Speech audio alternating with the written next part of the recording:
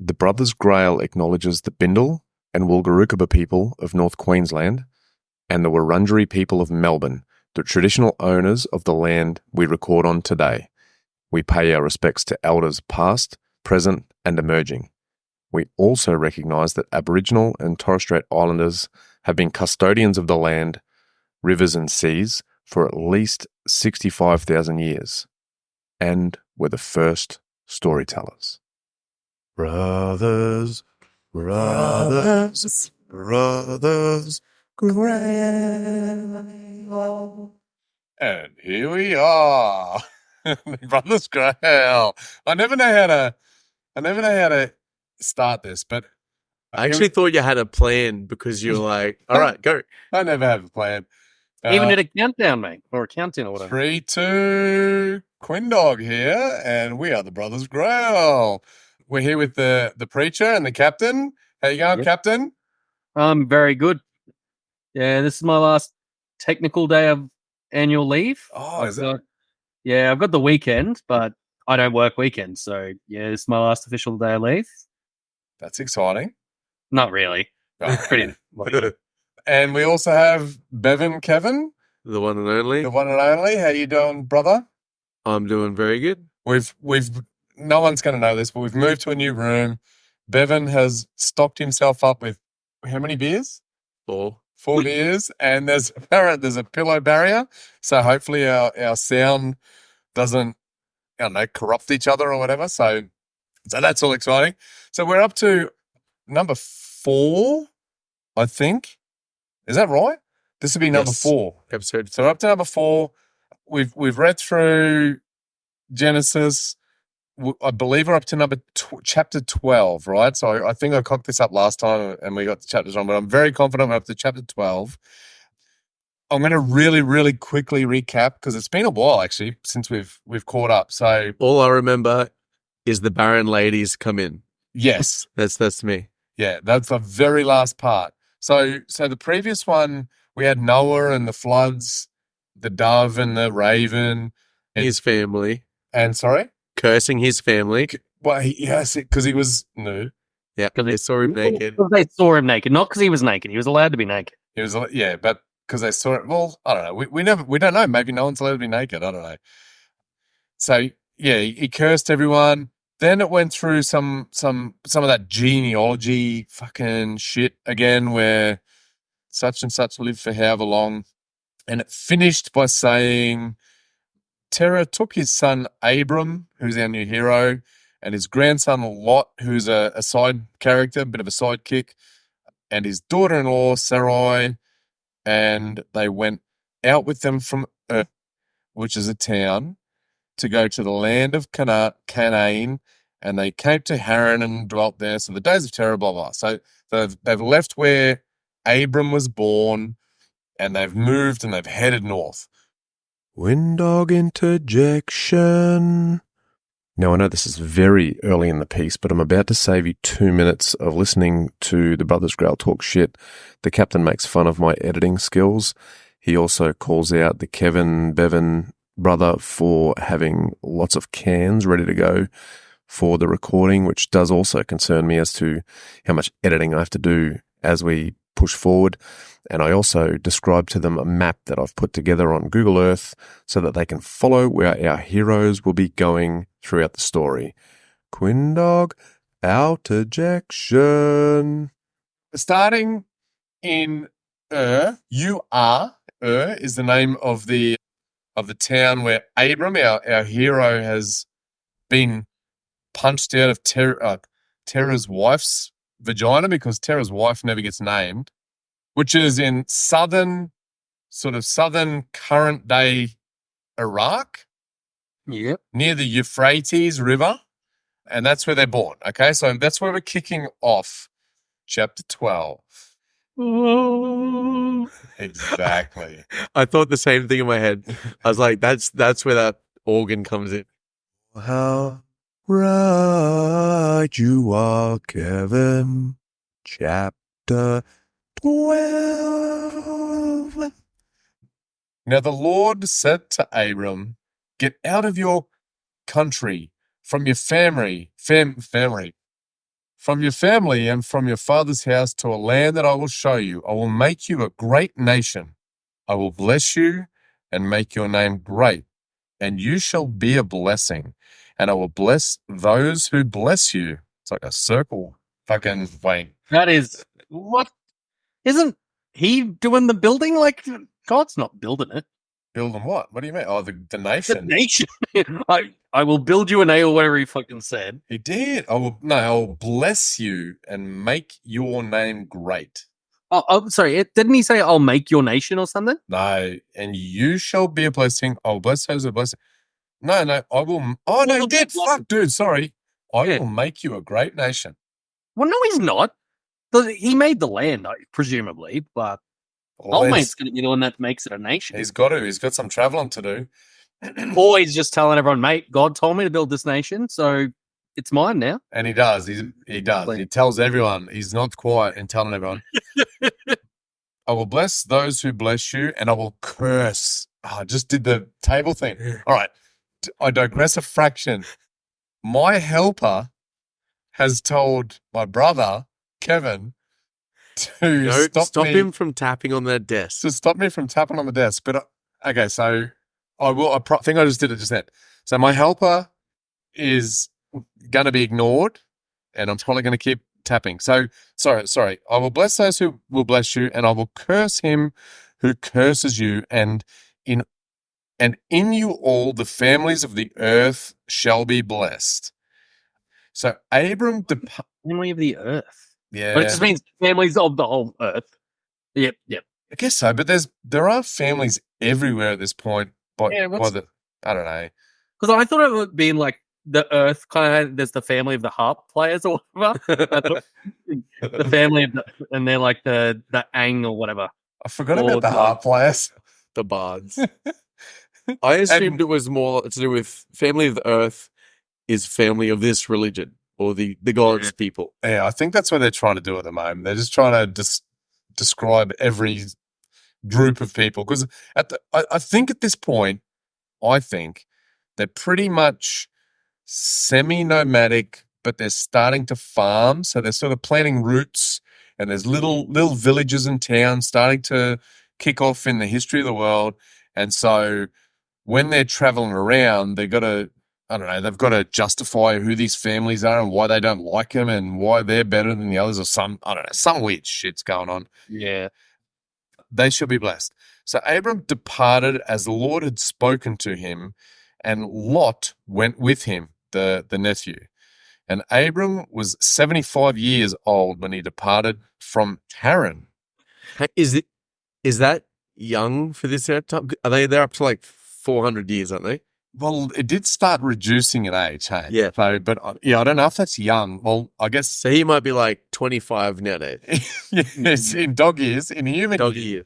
In human years. in God years. I don't know why they jumped to Haran, because he's left and he's heading up to Haran. So I'm going to hit next on my little thing. So this is way up north. So Haran goes way, way up north into the current Syria, I think, maybe just in the southern ends of Syria, if you can see that.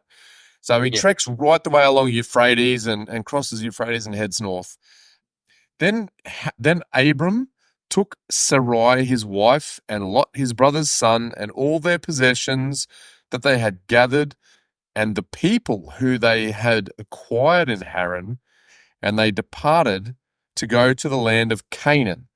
And I think I may have said this last time, but Canaan is basically roughly the new area of Israel, as far as I can tell, right? So Canaan sort of is this big area along the west coast of, is that the Mediterranean Sea? Anyway, so it's a slither of land through there. Abram passed through the land to the place of Shechem, as far as the terebinth tree of Morah, and the Canaanites were then in the land. So that's just a declaration, I suppose, of that they're in the land. I'm clicking a pen over here. My helper is I'm going to get rid of that pen. I was about to say something's clicking somewhere. Yeah, I'm a fidgeter. I apologize. I've straight up just like blanked that out. Yeah, you're not a good helper to my helper. Apologies. I'm used to blanking out the kids. As far as he made it to Shechem, which is, as far as I can tell, where did I put that on my map? I'm going to zoom in over here. It's apparently near a new city called Nablus, which is in Israel or West or Palestine. I'm not sure with the borders and stuff. As far as the terebinth tree of Morah, and the Canaanites were then in the land. Then the Lord appeared to Abram and said, "To your descendants I will give this land." And there he built an altar to the Lord who had appeared to him. And he moved from there, so he's moving quickly. And he moved from there to the mountain east of Bethel, and he pitched his tent with Bethel on the west and Ai on the east. Ai! There's a town apparently called Ai on the east. There he built an altar to the... AI's coming to get us. Yes, AI is coming. It's foretold. And here comes Elon. Elon's the new god. Oh, no. There he built an altar to the Lord, and he called on the name of the Lord. So Abram journeyed, going on still toward the south. Now there was a famine in the land, and Abram went down to Egypt to dwell there. For the famine was severe in the land. My thing is fucked. So I'm going to zoom out so you can see Egypt. So Egypt's down in the sort of the bottom there, north of Africa, whatever. And it came to pass when he was close to entering Egypt that he said to Sarai his wife, "Indeed, I know that you are a woman of beautiful countenance. Therefore it will happen when the Egyptians see you that they will say, 'This is his wife,' and they will kill me, but they will let you live." Can I just say, he has a similar voice to Adam. Okay.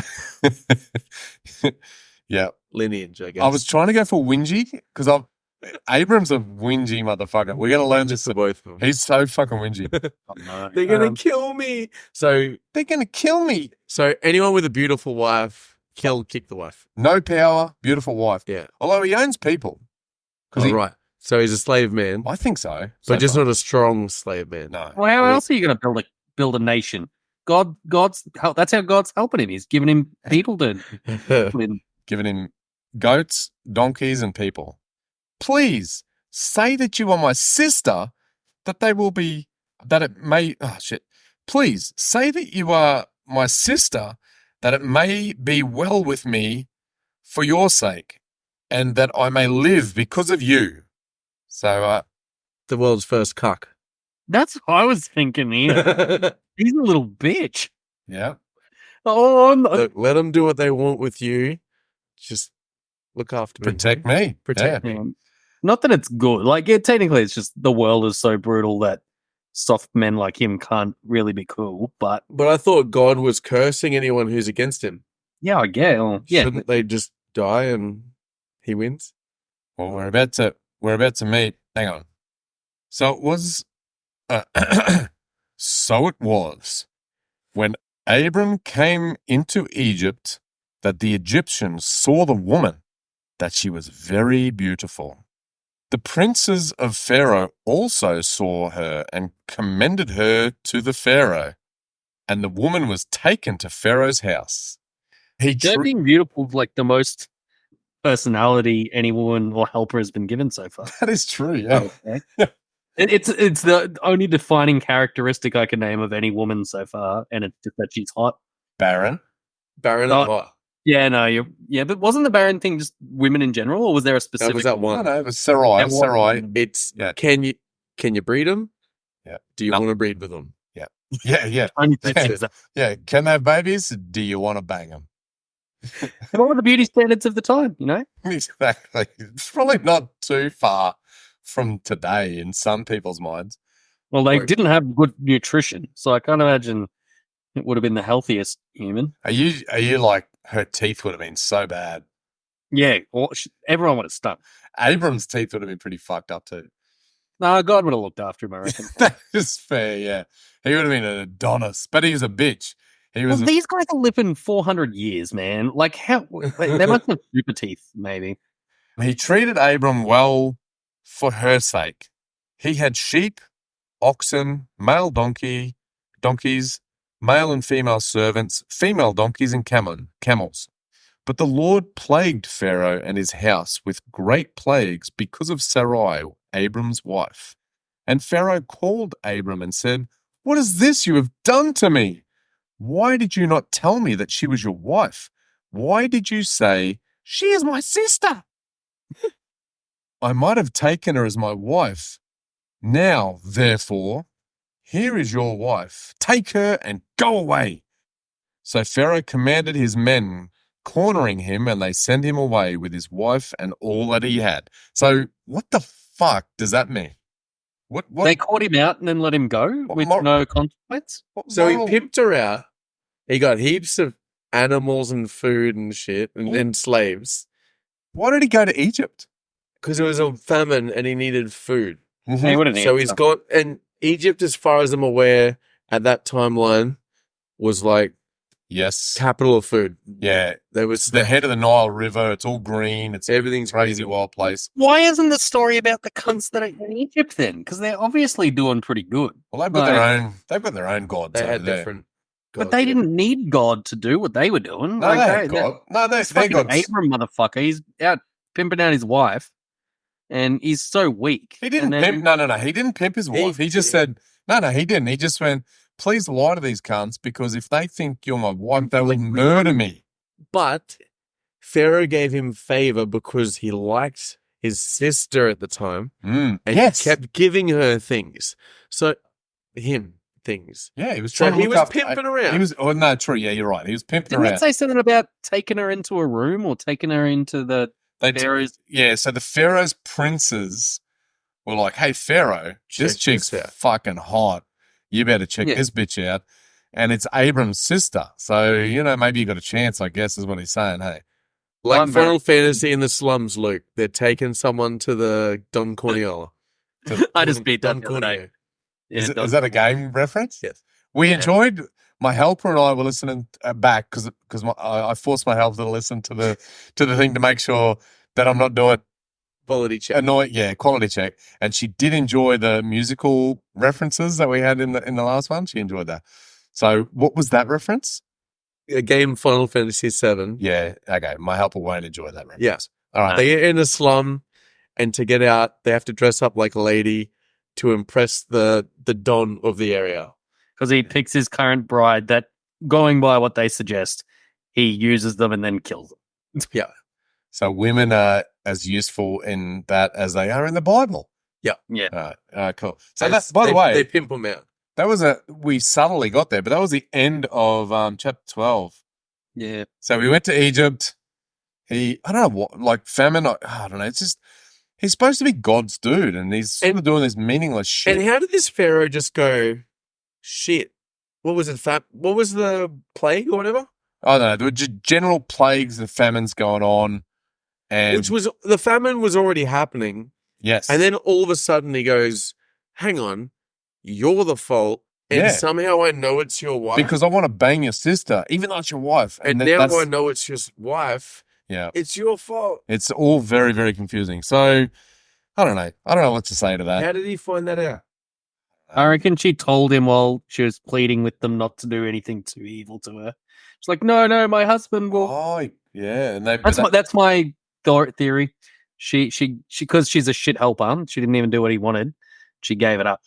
Oh, so you're saying she should have just done everything the Pharaoh wanted because Abram told her to, and she didn't. So she's a bad helper.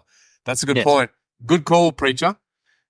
You are there for the reason, for the true reason of the Bible. Thanks, preacher. So, all right. So we're going to move on to chapter 13. Abram and Sarah escaped from Egypt. She can be his wife again. Chapter 13. Then so not much has happened really. Then Abram went up from Egypt. he and his wife and all that he had, and Lot with him to the south. So Lot's been with him this whole fucking time, and Lot's just been, I don't know, coattailing? I don't know. Abram was very rich with livestock, in silver and in gold, and he went on his journey from the south as far as Bethel to the place where his tent had been at the beginning. So he went back to the bit where he was before, to the place of the altar which he had made there first, and there Abram called on the name of the Lord. Lot also went with Abram, had flocks of herds and tents. So him and Abram, what it's saying here is they're sort of separate groups, and they've got their own set of cows and goats and servants. So they've got their own little separate families, right? So, and it says, now the land was not able to support them, that they might dwell together, for their possessions were so great that they could not dwell together. They had too much shit. They couldn't fit in one place. So they are rich as fuck, but like for the time. Is this because they pimped out his wife? Sounds like he got payment. He got a But how did Lot, mate? How did Lot? Got all that shit and then left. Was Lot doing some side deals? Lot's his bodyguard because he's too much of a pussy to do anything. So Lot's there to muscle up when he needs to. Maybe he was siphoning animals, give them to Lot, and be like, "Oh, they died. We ate them. Yeah, more." So Lot's like a side deal. So, or maybe he's the one for the ones that want the boy hose. He wants the boy hose. Pimp out the wife. He does end up in later. He does end up in Sodom and Gomorrah, which is there you go. So maybe you're right. So they could not dwell together, and there was strife between the herdsmen of Abram's livestock and the herdsmen of Lot's livestock. The Canaanites and the Perizzites then dwelt in the land. I'm assuming Perizzites must be Lot. I don't know. So Abram said to Lot, "Please let there be no strife between you and me, and between my herdsmen and your herdsmen, for we are brethren." That voice. I fucking hate Abram. You He's scared of his son. He's like, "Oh fuck! Please don't take my wife." Is not the whole land before you? Please separate from me. If you take the left, then I will go to the right. Or if you go to the right, then I will go to the left. Right? So I don't know if you can see our map, but they're sort of smack bang right in the middle of Israel. Toward the east end is a whole heap of green, heap of shit where animals can be cool.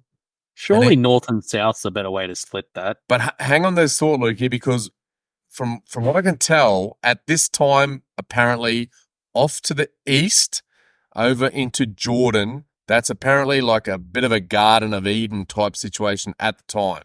So Lot... Right there. Huh? Go there. Sounds magical. Hold that thought. Go to the left. And Lot lifted his eyes and saw all of the plain of Jordan, that it was well watered everywhere. And then it says in brackets, before the Lord destroyed Sodom and Gomorrah. In bracket. Spoilers. Yeah, I know. It's a fucking, yeah. You know that's coming up now. Like the garden of the Lord, like the land of Egypt, as you go toward Zoar, wherever the fuck that is. Then Lot chose for himself all the plain of Jordan, and Lot journeyed east, and they separated from each other. So Lot and Abram have now parted. Abram dwelt in the land of Canaan, and Lot dwelt in the cities of the plain, and pitched his tent even as far as Sodom. But the men of Sodom were exceedingly wicked and sinful against the Lord, and the Lord said to Abram, after Lot had separated from him, lift your eyes now and look from the place where you are, northward, southward, eastward, and westward. For all the land which you see I give to you and your descendants forever. That didn't work out, did it? I thought Lot went west, so... No, it did not. Forever is a big deal. Well, yeah, currently it's yours. Yeah, there's a bit of a dispute going on around there at the moment, isn't there? And I will make your descendants as the dust of the earth, so that if a man could number the dust of the earth, and your descendants would be that numbered. Rise and walk in the land through the length of its width, and I give it to you. Then Abram moved his tent and went and dwelt by the terebinth tree of Mamre, which is in Hebron, and build his altar. And so Hebron, I can't remember now. I've lost my track on my map here, but Hebron is somewhere up in Israel somewhere.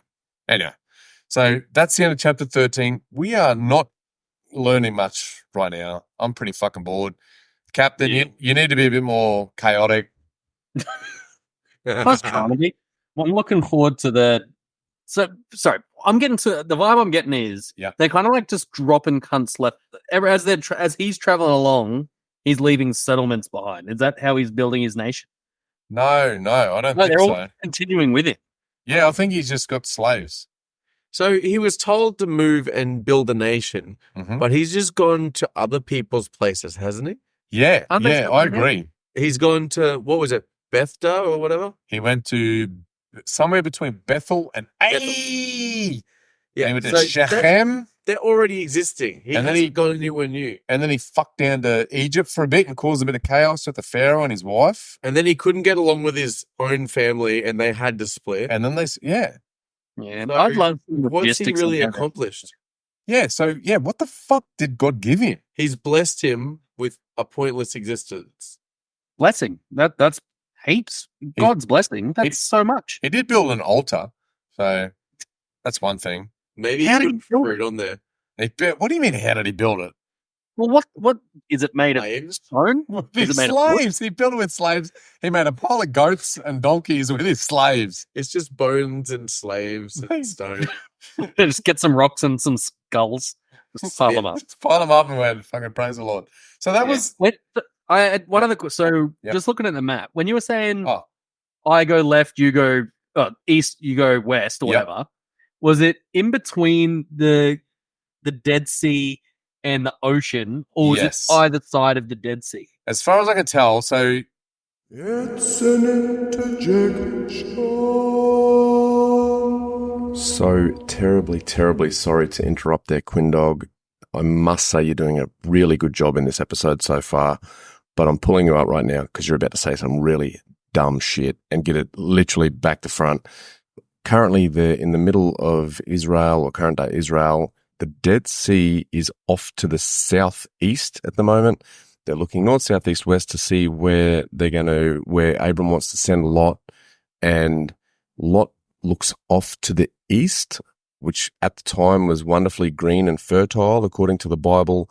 Now it's pretty much desert off in the direction of Jordan, and Lot chooses to go in that direction. Our hero Abram, he, being the wonderful man that he is, doesn't go anywhere else. He just sends Lot on his way. So Abram stays where he is. So that was chapter 13.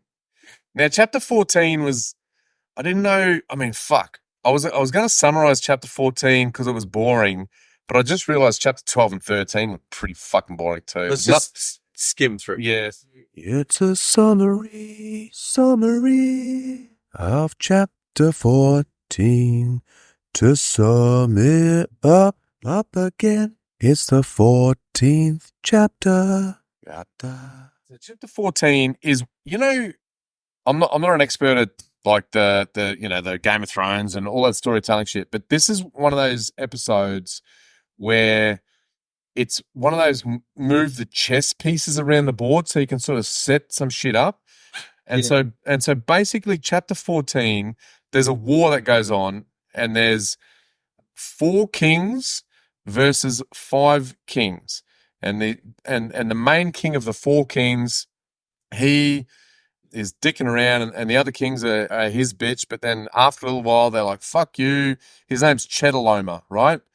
And they eventually go, fuck you, Chedorlaomer. We're going to uprise against you and your other 4 kings. So they start this big battle, and they go, if I zoom to my map, they sort of head up north, up here somewhere to fucking, I've lost. So the Valley of Siddim or some shit. And so he has this big rebellion against him, and they meet at this Valley of Siddim. And it says, so I'm halfway through now, and it says, now the Valley of Siddim was full of asphalt pits, and the kings of Sodom and Gomorrah fled. So this is a big battle, and some fell there, and the remainder fled to the mountains. So there's a big battle, and some of the cunts are fucked off. Sorry, you said this chapter was boring. And I do believe And you it that it started with was. the war. But it sounds like the most exciting thing that's happened, yet the Bible still managed to make it boring. Yeah. My comment to that.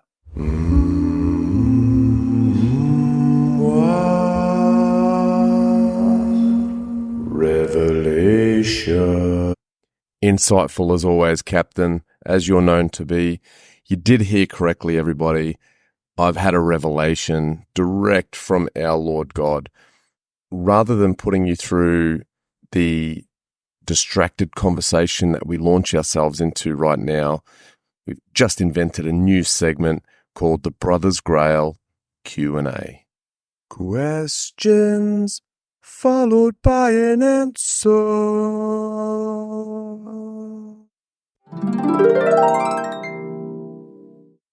So on the map, do you know where all these kings are?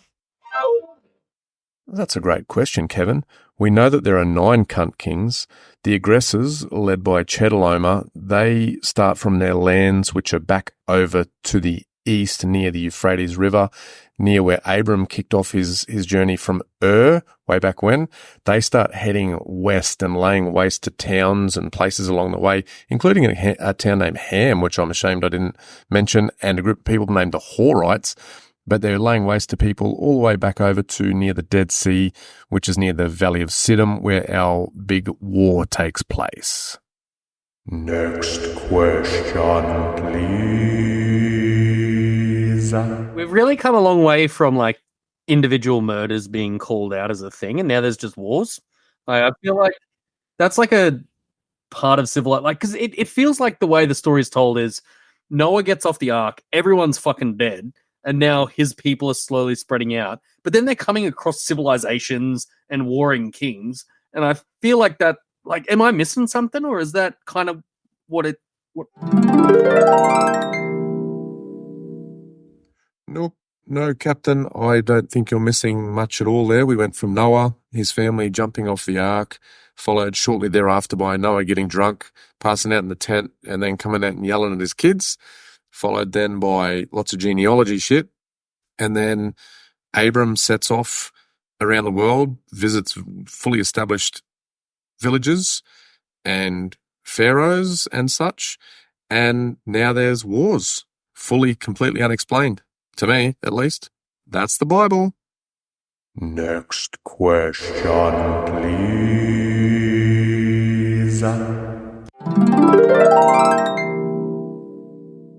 You bang on. And by the way, so we're 8 generations or 9 generations after Noah. So, and that's not even like they're not necessarily dead. Who's not dead? The 8 generations necessarily dead. Let me refer to my genealogy spreadsheet, Kebevin. Yeah, Noah, the great Noah, still kicking around for about 10 years after Abram leaves. Shem for about 160.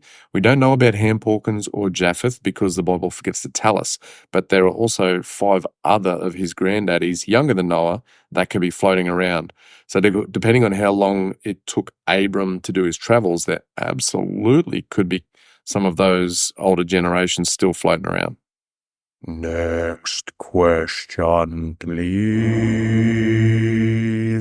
So in 800 years, they've populated the planet enough, or at least this area, to have like civilizations, Egypt, all these cities, and enough to war and kill.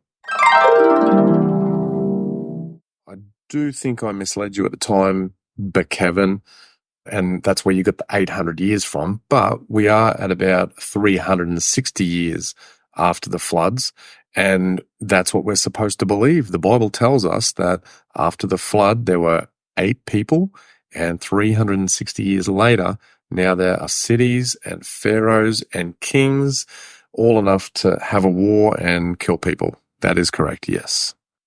Next question, please.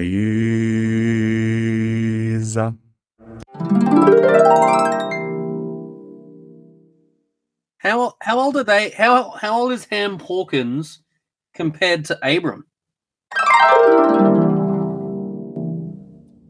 Unfortunately, Captain, for all we know, Ham Porkins is no longer with us at this time. What we do know is that he was born 360 years before Abram, and if he's still kicking, he's well over 400 now. So on that terribly sad note about Ham Porkins, that ends our first ever Brothers Grail Q&A session. We hope you liked it. All right. This is fucking. We're all very. What's the word? Like we're exasperated by. Bewildered. Bewildered is a better word. What the fuck? So all right. So I forget a little bit where I was up to, but so they've had this big We old. just had the four kings have a fight. Yeah. The sea. Yeah. So they had a big battle, which is the Valley of Siddim. I've lost my map now, but it's the southern part of the Dead Sea, right? So for whatever reason, that's where they reckon the Valley of Siddim is the southern end of the Dead Sea, and so they've had their battle, right? And so it says now the Valley of Siddim was full of asphalt pits, and the kings of Sodom and Gomorrah, some fell there. We read that. Then they took all the goods of Sodom and Gomorrah and all their provisions and went their way. They also took Lot. So here's Lot. Lot's gone out to the fucking green plains of Jordan, and they're like, sorry, bud, we're fucking you up. So he can't be that powerful. He can't have God on his side. Can he? No. He God did not was get on Abram's side, not Lot. He didn't say shit to Lot. So hang on. Are you saying That's pirate rules, motherfucker? I didn't say I'd protect you. I'd protect your dad. You moved away from him. uncle? It's your own fault. Is Yeah, it? Uncle. Sorry, his uncle. But still, that's even worse, isn't it? Really? Uncles are the most important people on earth. Oh, fucking hell, of course. So yeah, Lot gets completely fucked up the ass. So hang on. Yep. Is Abram on one side of this? So and Lot on Abram's the other? Is he out of it? right now? Abram is happily in his tent. He's back- just chilling. Yeah, back up. Yeah. Near Living his blessed life. Yeah. He's back up. I don't know where the fuck was it? Sachem or where the fuck he was at? And he's settled now. He's like, that's his town that he's building. No, he's still in tents.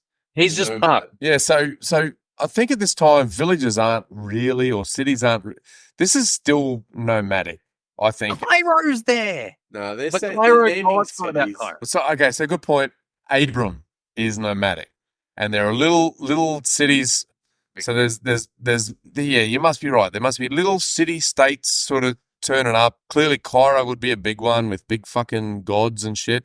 All right, so they took Lot. Then one who had escaped came and told Abram the Hebrew, for he dwelt by the terebinth trees of Mamre the Amorite, brother of blah, blah, blah. So he's still kicking where he's in his tents. Now, when Abram heard that his brother was taken captive, even though it's his nephew, he armed his 318 trained servants who were born in his own house and went in pursuit as far as Dan. So he's fucking, like, these are servants. What the fuck is he doing? Like, righto, Call cunts? them servants if they're trained. Aren't they like your Well, he's- bodyguard soldier? Hang on. Thing. No, they're just- literally servants. And he's just trained them. And he's so, Abram's too weak to fight his own battles. well, He's probably got his That's helper what up in there. servants are too. for. he might have his helper. Doesn't talk about the helper. He's probably armed it, and he'll just go back at home. He just sends them on. No, it does say he chases. He divided his forces against them by night, and he and his servants attacked them and pursued them as far as Hobah, which is north of Damascus. So he chases them way up north. Damascus, I think, is Syria, maybe? Coward leaf. So he brought back all the goods, and he brought back his brother Lot. So he goes up and saves Lot. He heads all the way up there. And That's the whole story. He's just already done it. that's it.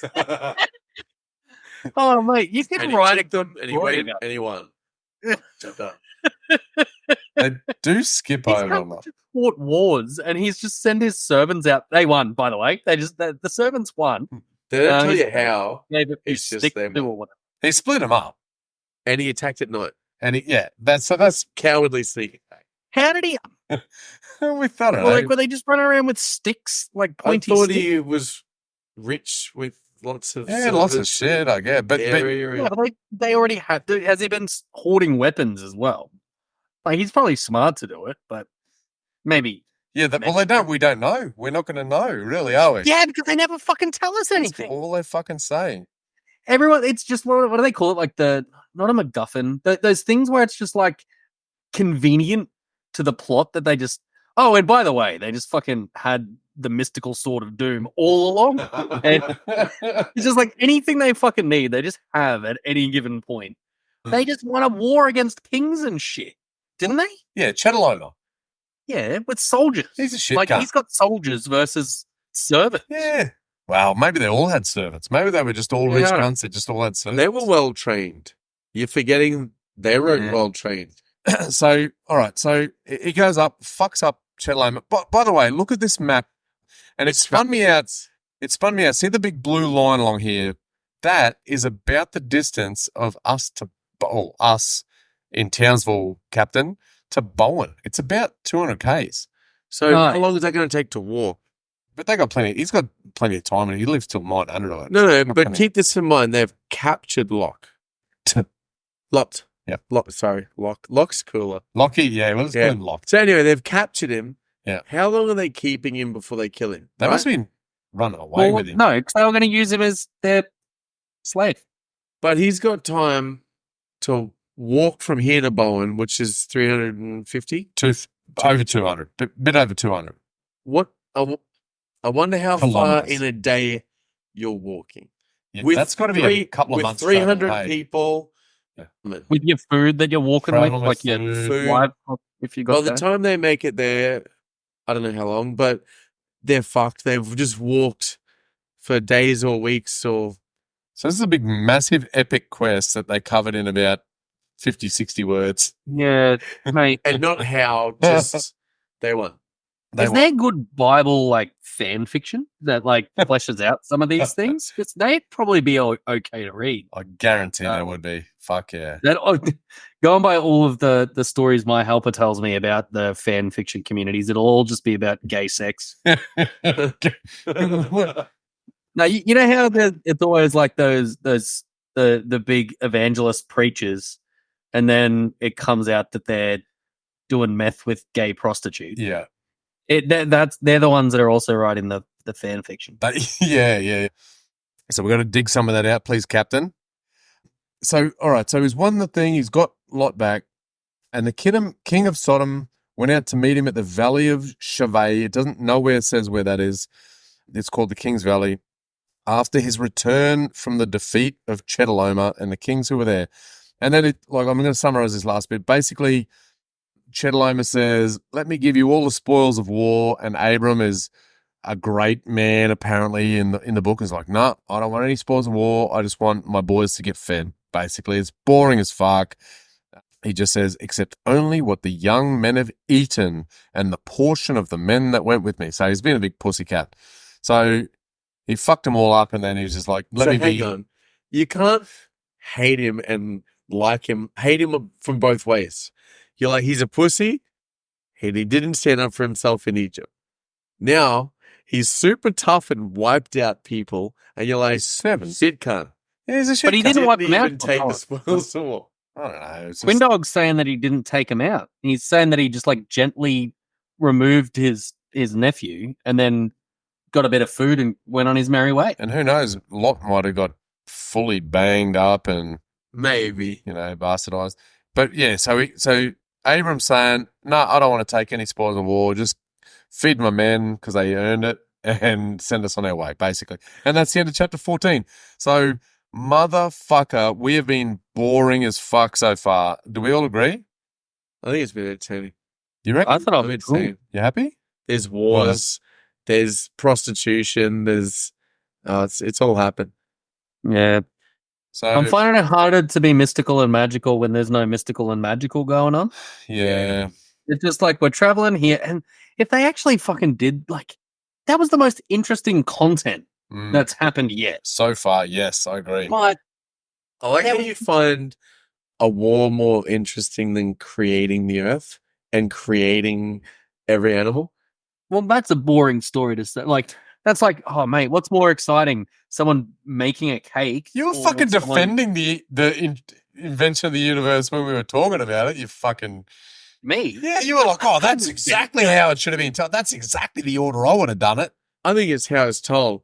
The universe creation should have been really insane.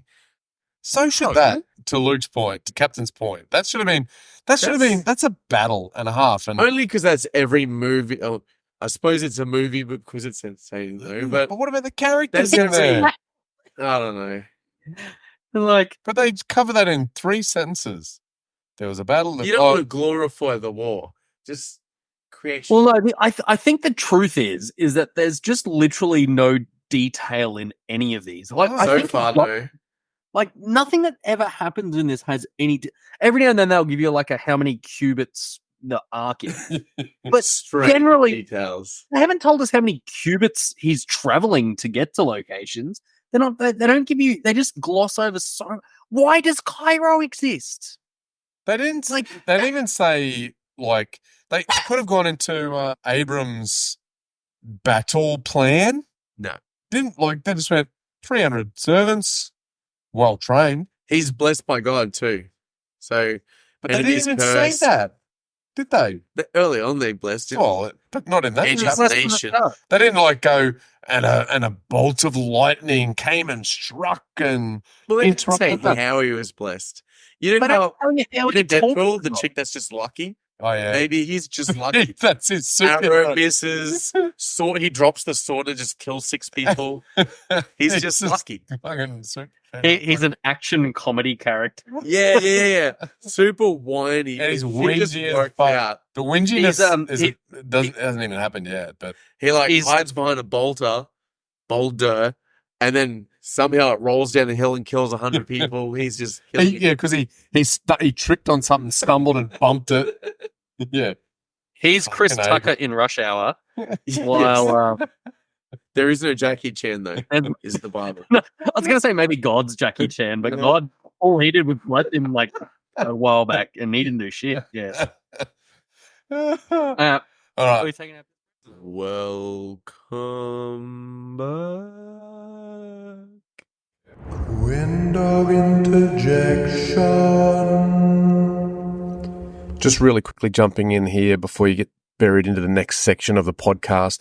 We will not be moving on to chapter 15 because, to be perfectly honest, the Brothers Grail actually drank and read the Bible and chatted for about 3 hours on this particular session. So I'm going to cut that chapter 15 and 16 and beyond into the next episode. But what we are about to do is I put a few questions to the Brothers Grail about how they're feeling about the Bible and religion in general, and we chat about that for around about 20 minutes. So feel free to listen through till the end where it will just fade out, or listen until you're sick of it and cut it off. You will not be missing any of the wonderful Bible reading that is the Brothers Grail. Windog interjection. We are back. We've just finished the chapter 14. It was the the war episode that really didn't give us much detail about the war, even though we were very intrigued. So we're about to go to chapter 15. But one thing I actually meant to ask this right at the very start, and it's something that's been on my mind a little bit. If ever we do put this out to people, right? And I actually meant to ask this episode or two before. I don't want someone who's religious to be offended by what I'm saying or any of that sort of stuff. And I certainly don't want to be swayed by and I don't think I will be swayed by this, but have you thought about whether you're going to become religious from doing this, or like, have you thought about this, Captain? Coming into it, I was like, mate, I'm open-minded. I'm not in a way that I think I would ever become religious. However, the longer I get into it, the more like filled with like doubt and like, well, not hate's a strong word. Yeah. But like it is just so shit that without it being culturally significant, I don't think anyone would believe it. You know what I mean? Like, So are you like when you say what you're saying, like, you know, the fact that God gave animals to Adam as helpers before Eve, is that the type of thing you're talking about? How horrible the water it is? before the water was there with no explanation. Just like I thought that it would be more coherent. Like I knew there'd be holes and stuff, but I didn't think it would just be so dumb. If that makes like it's boring. So you're saying you don't believe there's any chance you're going to fall into becoming a reborn or newborn or whatever Christian? No. Yeah. It's one thing that I'm currently having is I'm kind of like with like because you're showing us where they all are on the map and stuff, and I think people get caught up in like, but it's history. It's history. I'm like, motherfucker, they're just glossing over Egypt or Cairo already existing without talking about it. Like God didn't care about that, but he's telling the story of Abram. That story of Abram walking around is more interesting. And I'm just like, it's making me like just hate the whole book, to be honest. It's giving you a little bit of tension.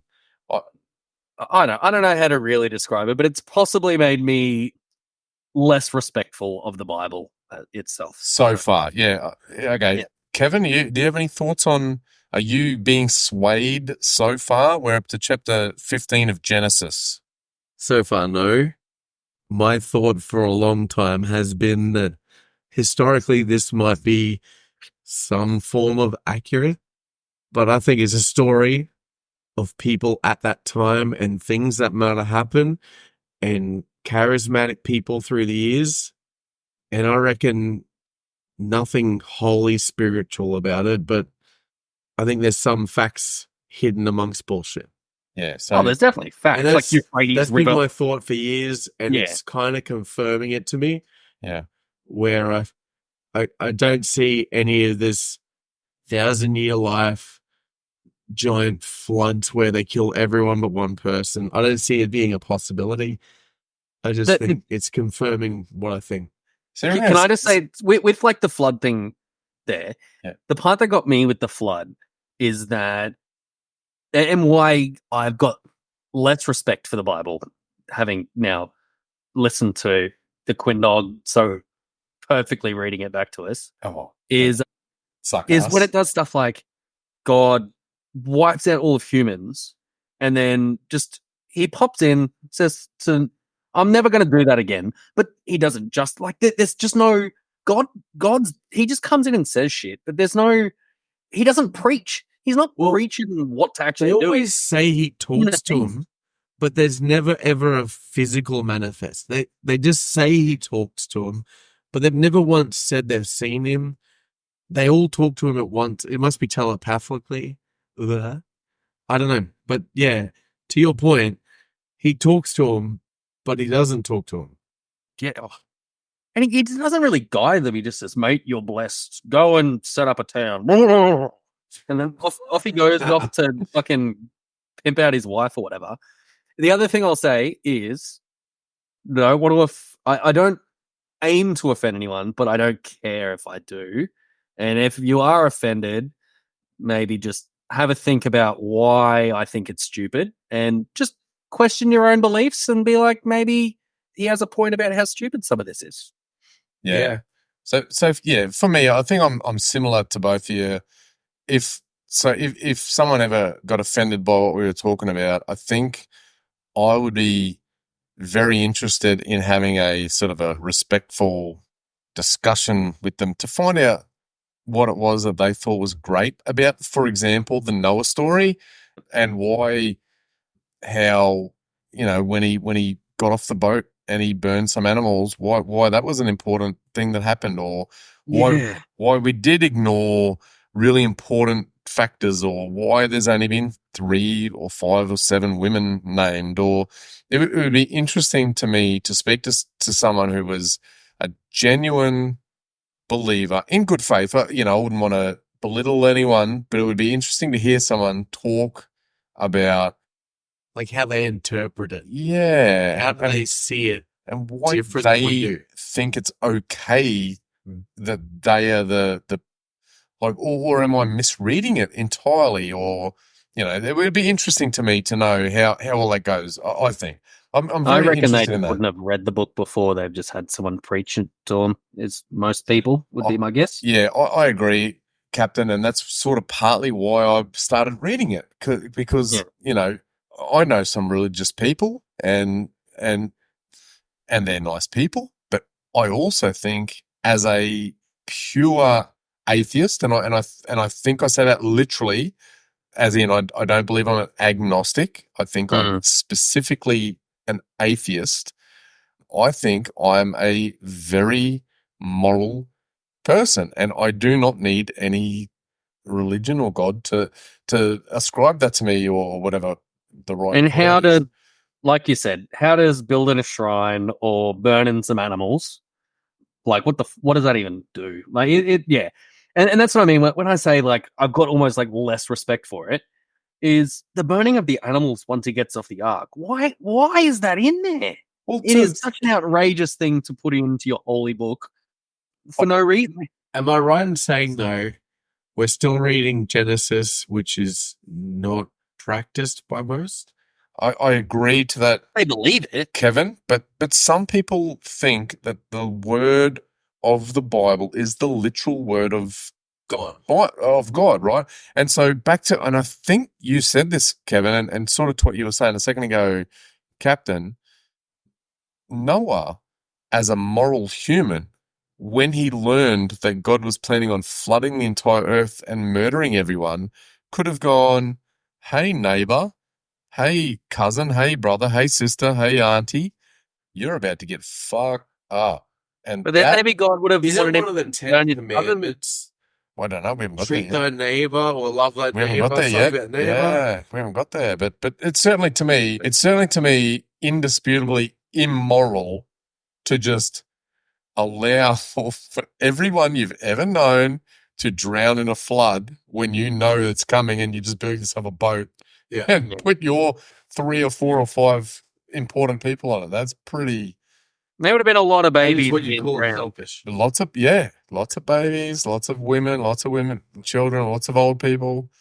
That's not moral to me. So anyway, I thought I've been meaning to ask that to you both, and maybe we can ask this again. I think so. 5 or 6 or 10 episodes in, and just see if anyone's made any changes. Because I also know, on top of that, and I'm looking at Kevin right now, I've been a little bit interested in the general history, and I've been looking up, what the old towns were and what the for want of a better way to explain it, the scientific version of the history of, the recorded history, the archaeological history. I've been interested in that because, like you both said, I think, that, human history occurred, and this is stories that literally stemmed from, and I just hit the bench again. Sorry, helper. This is stories that literally occurred through and from the human history, and they're interesting and they're exciting and they're important. But for then for people to hinge their entire life on and to judge people and to condemn people and to lift people up and, based upon these weird stories that occurred thousands and thousands of years ago when we didn't know much, which was fair. I don't know. It just feels too much to me. It influences them, how they vote. It influences who they talk to. It influences what careers they go into. What they one think thing, of their kids. With a lot of music stuff, because I do, like, when I go through my music library and I research artists, because in America, it's so much, like, religion is such a big thing. The number of times you come across artists that have been raised in, like, wild, hardcore religious places, but music is a big part of them. So they'd be growing up in a culture where it's, like, normal to be part of the choir or you're part of the church band. So the cultural part in that is pretty cool. Yeah. Because it does teach some skills. But so many of them are fucking loopy. Yeah. And the only other thing I want to say before I like put a dot on my thing was with talking about the history stuff. Yep. Is Cairo is the new water, by the way. In that, like, you can already see that it's being told from a specific point of view.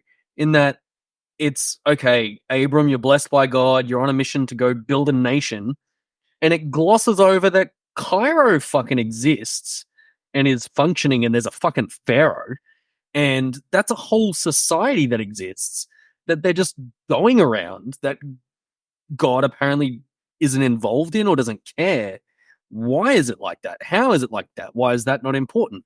It's just so weird to me. Like, so that's where, like, for the history stuff, I can find it interesting, but it's also just fucking cooked, and I'd rather listen to like someone talk about history instead of the Bible. You know what I mean? It can be pretty hateful, really, when you think about it, hey, because Canaanites and those, they were the important people, and the Egyptians, they were the other not important people. And you know, there's a whole heap of societies to the north, south, east, west. And as Australians, as white Australians who are, you know, we're new to this country, but the Aboriginal Australians and Torres Strait Islanders, they've been kicking around Australia for, what's the current? I've heard 85,000. 85? Like, you know, and this is apparently, 6,000, 8,000 years ago, whatever. And so we've got pretty ripping fucking societies and groups and families and whatever happening across the world, and no one gets a mention, you know, and that's Australia. So then there's Asia, and it's pretty, what's the word? Like it shows a lack of care and empathy in my view to the rest of humanity, potentially, that these are the only and the most important people, and no one else counts. I don't know. Well, is it kind of to kind of touch on that? I don't know history. I get it or whatever. But my understanding is humans kind of started in Africa. Egypt, Cairo is like right where between Africa and everything goes in. So this is literally the story of just like, and Africa doesn't matter. It's all the shit we're going to talk about. Is that kind of what's going on? I don't know. I can sort of see that. Like, are you saying all of human history prior to this, which was the birth of human history in Africa and before it came out, if that's the case, because that's my understanding as well. Africa was the seat or the whatever, the base of civilization. But yeah, is that what you're saying? Like the thousands or millions or hundreds of thousands or whatever years, that's all irrelevant because God came in a bit later and that's when people counted. Yeah, well, it's all Middle East. It's all of the locations you're pointing to on the map, other than Cairo, which, yes, had been established as going pretty strong or whatever. They got their pharaoh or whatever. But he kind of just skips through it, and then it's unimportant. He goes off to go build his shit in Jerusalem or whatever. And it's kind of like, it just comes across a little bit, I don't know. Is that what that's kind of trying to say? A bit elitist, or there's something going there. It's just almost saying to me like, and it didn't start in Africa. It's almost how it comes across to me. Yeah. Like which scientifically, from what I understand, it did start in Africa, and then it probably spread. Where the big. It probably spread exactly through that area for the most part. Yes, but by the way, but by the time of this story, there's already people through Asia. So we've sort of then just bunny hopped a whole heap of bullshit because Asia, people have already migrated. It's probably just more a relic of this is where people started recording their storytelling and putting it down in a way that still exists today. And anyway, I mean, that in itself is pretty exciting. Like, that's pretty great. Yeah. Good on humans for doing that. But the fact that we're still just going reread it. We also hate a million people or a billion people that don't believe this specific thing that, I don't know. It's just all you just said that this is, and I don't know if you've timed it out or whatever, but you're saying this story, they say, is 6,000 years old. I'm only saying that based upon what I think I've heard. Sorry. Yeah. Hang on. Yeah. Egypt has been documenting things longer than 6,000 years, haven't they? I thought I know. 3,500 BC. I don't have Is it- no idea. That's I have no idea. that's me from memory remembering school. So Yeah, I think we're just talking Yeah. shit at this point. But no, yeah, I've enjoyed this. I've enjoyed this. So, but anyway, to wrap this little part up. So yeah, I just wanted to know roughly what you boys were thinking about how others might perceive our discussions, and I guess what we think we're getting out of it, and that hopefully we're not complete monstrous assholes. So, because I'm definitely way less of a monstrous asshole than the captain. Kevin's a bit more understated, but the captain, you're a fucking monstrous cunt. So no, human to human, more than respectful. Someone tells me that they're believing in Jesus. I'm like, yeah, cool. I just won't talk to them about it. yeah, But if we have a Jesus conversation, maybe I'll tell them. you're a straight shooter. You're not going to aim to offend, but because that's you will. Sometimes I can be a bit Abram-y and be a bit of a puss. that's a good way to finish. Workmate, if it's a workmate, I'm not fucking ruining it. Like, I'm not trying to burn relationships with people, but like, if they were to tell me, like, oh yeah, and that's why, I hate Muslims or something, I'll be like, well, no, your religion's equally as shit as theirs. Like, not as shit, as dumb. As theirs is what I would say. As implausible. Anyway, yeah. And the fact that both of your religions exist and so many people believe it's the truth is evidence to me that you're both wrong. Yes. That's a good way to finish it, Captain. I think that's good. So Hang on. Can I just tag? Yep. The main thing that annoys me about religion is it starts because people want to pretend they know everything and they stop looking for the answer. Yeah, that is a really good point. Oh, yeah, that's a very thoughtful thing to say, Kevin. I agree with that, yeah. And by the way, back when this was being written and recorded, that's reasonable. Yep. Probably. They either put it to magic or God. Yeah, they could see what they could see and then they write that shit down. No one likes to not know the answer, and they probably went, shit, leader of us, what is it? It's this God guy. And they went, okay. Yeah. But now when we go, when the water came up from below and above and flooded the entire, What did that mean? someone can do some sums on that shit. And can an ark fit every animal? Someone could do sums on that shit. So anyway, yeah. No, it would be convenient if God was having conversations with people while we have iPhones. You know what I mean? Like, yeah, where is that motherfucker now? like, what's he doing? But he just switched off after Abram built a city or whatever the fuck. Maybe he'll tell us when he switches off. He was on the end. That's the Bible just has the end at the end. And then everyone had technology to communicate worldwide. So I stopped. God had provided us with everything we Mic needed. drop. So he stopped. Humanity wins with Taylor Swift leading the way. No, she can't be leading the way. God's attacking her with a storm in Sydney at the moment. Give me a good quote to finish this section off while I cut this up. Don't put us on the fucking Bitches spot. are like stitches. You take them out, they open up. Oh. At least it wasn't the other one you mentioned earlier. Sorry, Trent from Punch is in my head now. All right, cool. All right, that was fun. I enjoyed that. I'll sort that out later.